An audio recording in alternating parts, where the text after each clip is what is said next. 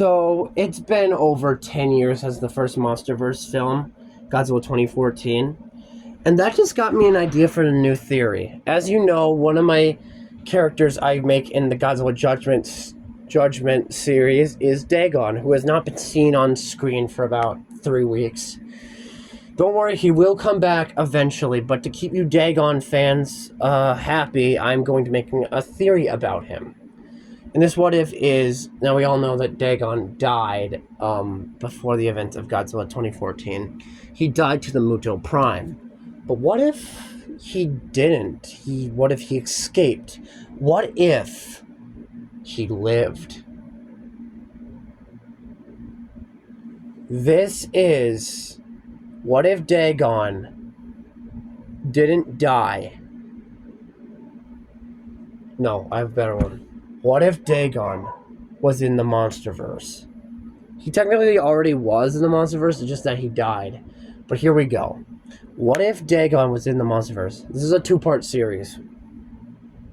Here we go. So the MonsterVerse starts out pretty normal, but we get a prologue to Godzilla 2014, where we see Dagon and the Muto Prime fight each other. Dagon nearly dies, but he's able to escape at the last second. And we cut to modern day, and then we cut to modern day after Dagon escapes. The opening credits to Godzilla 2014. The same thing happens with the monster stuff, the whole thing about this guy, Brody says, it's going to send us back, whatever it's going to do is it's going to send us back to the Stone Age. It's going to happen soon. And lo and behold, he's right, as the male Muto starts escaping. Dr. Shirazawa pulls the kill switch, and it doesn't work. The male Muto still escapes. Must have been really upsetting. And now they have monsters on the loose.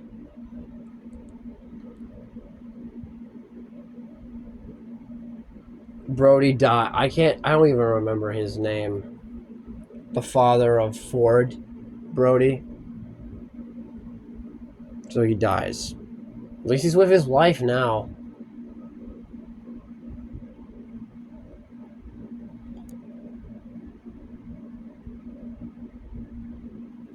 And now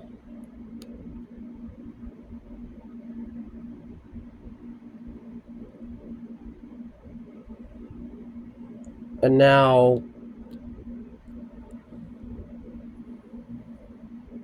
male and female Muto are now loose. But lo and behold, they're not the only ones being chased. Godzilla doesn't show up again for a while. He shows up at the airport. And we still get the same BS. We don't see them actually fight each other. We just see it on on the news and stuff. But then Mortar comes to this shocking discovery that there is a second Godzilla in the ocean, heading its way to San Francisco.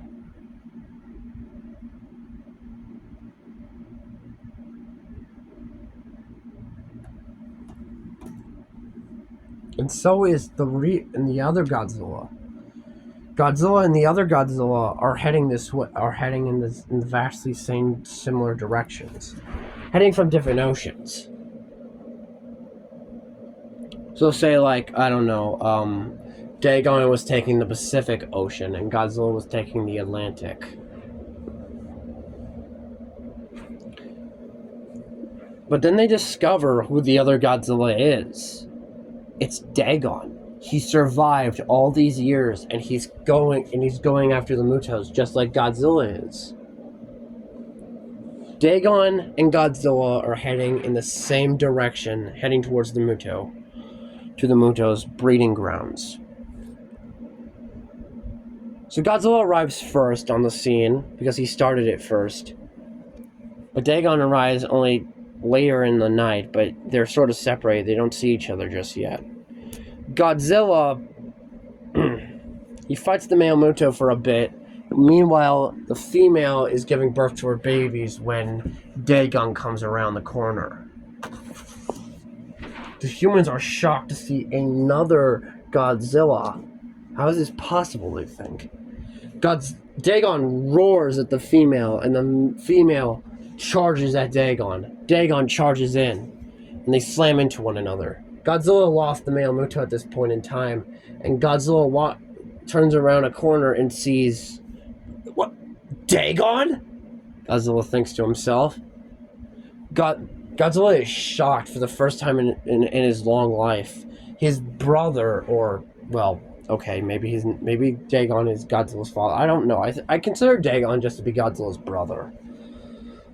Dagon fights the male Muto and is about to come around is about to finish her off when the male comes around and assaults Dagon. Godzilla comes around and he's moving slow as crap. Godzilla charges in and gets onto the male Muto. And meanwhile, Godzilla attacks the male and Dagon attacks the female. Together, they are dominating them both. Dagon unleashes his atomic breath onto the female, not showing any mercy, and destroying her once and for all. Godzilla does the same thing with his tail and slams it into the skyscraper. He still falls, and Dagon looks for his brother, and he sees that Godzilla is under a building. Dagon roars in agony and despair, but Godzilla gets up again. Gon looks down at Godzilla in relief. Godzilla stares at Dagon, cocking his head from side to side like a bird. They stare at each other.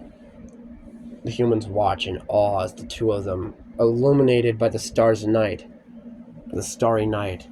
Dagon and Godzilla have the exact same skin color or reptilian color. Their eyes, however, are vastly different. For Godzilla has yellow ones, Dagon has green ones. His eye color has changed. His atomic breath is exactly the same as Godzilla's, too.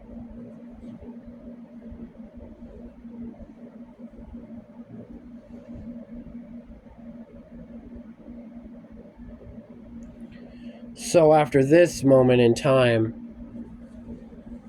Godzilla and Dagon have enough energy to leave. And daylight comes in as the humans rebuild San Francisco. Godzilla and Dagon are their heroes.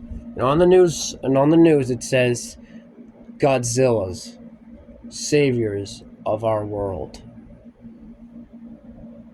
And that's the end of what would have happened if Dagon was in Godzilla 2014. He technically was, but he was dead. He was a skeleton. He wasn't alive, but he was in the movie.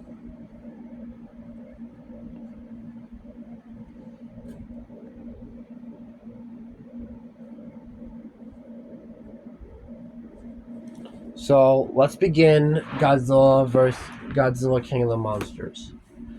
Godzilla and Dagon have been the opening credits remain the same. Same thing with Mothra. But the humans are struggling whether to kill off the Titans or let them live.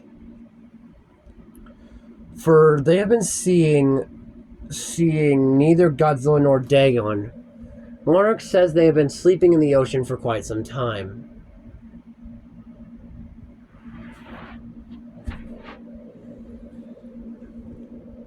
But then one day, the humans encounter Dagon, who is circling around an area near Mothra's lair. During the scene where Madison and Emma Russell meet Mothra, there's a loud siren and Mothra is freaking out.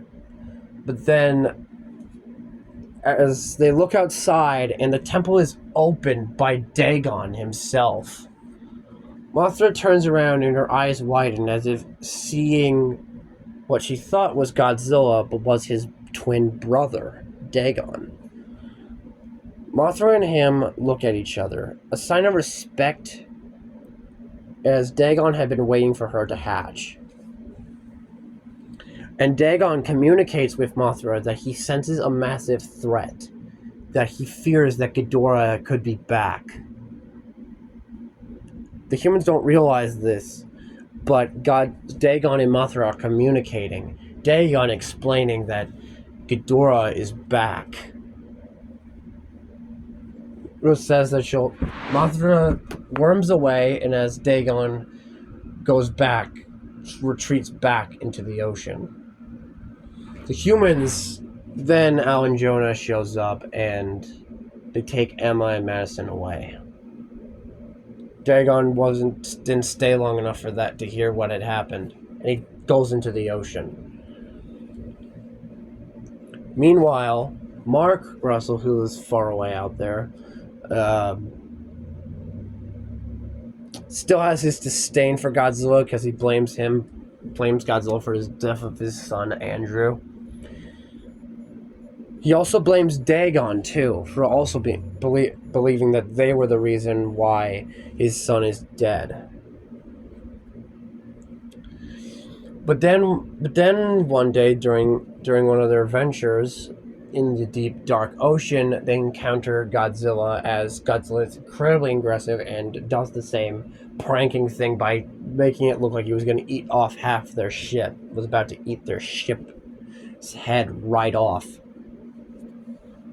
Tracking numbers show his territorial path, and not only is Godzilla heading straight for Antarctica, Dagon is too. Dagon is taking a secret path, however. Hollow Earth path, to be exact.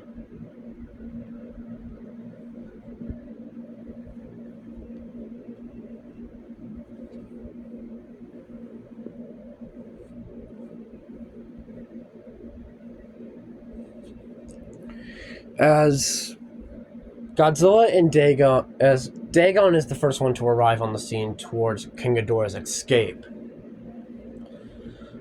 Dagon glares at Ghidorah as Ghidorah roars at Dagon. Dagon roars back as him and Ghidorah charge into each other. A battle for the century at stake. As they slam into each other, the same events play out, but Dagon is the one fighting Ghidorah this time. The same events play out, however, Dagon does get a good blast on Ghidorah's chest with his atomic breath. However, Ghidorah escapes by flying into the clouds, Dagon roaring into the sky in victory, but to chase down Ghidorah. Godzilla, at this time, Dagon is signaling for Godzilla that he has found Ghidorah, and Ghidorah is heading in a different direction. It's to meet him down in the Pacific Ocean near Mexico, because he knows where Ghidorah is heading. Godzilla switches paths entirely and heads straight for the Pacific Ocean. He will reach Ghidorah before Dagon does. Same conversation goes on with Mark and Emma arguing about family and stuff like that, and she releases Rodan.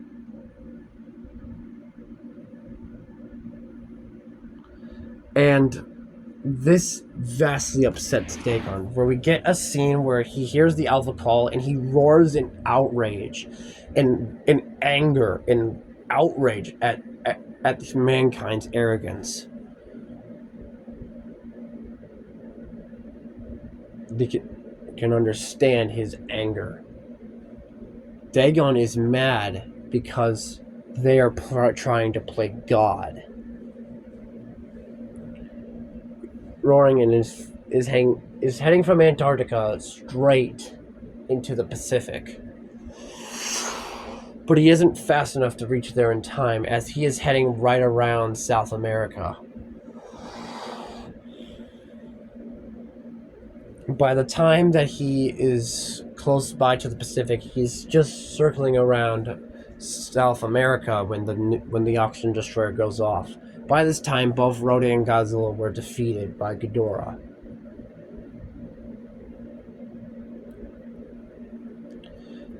And Dagon can feel his brother's energy deplete. As he rises out of the ocean, he roars for Godzilla, but hears no response.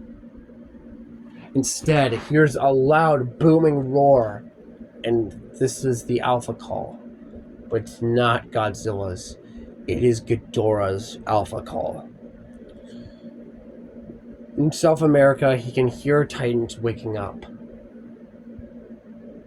Behemoth is waking up, and Dagon heads in that direction to intercept Behemoth. And that's where I'm going to stop this what if scenario. Part 2 will be coming out very soon, and I hope you enjoyed this one. And bye. See you later.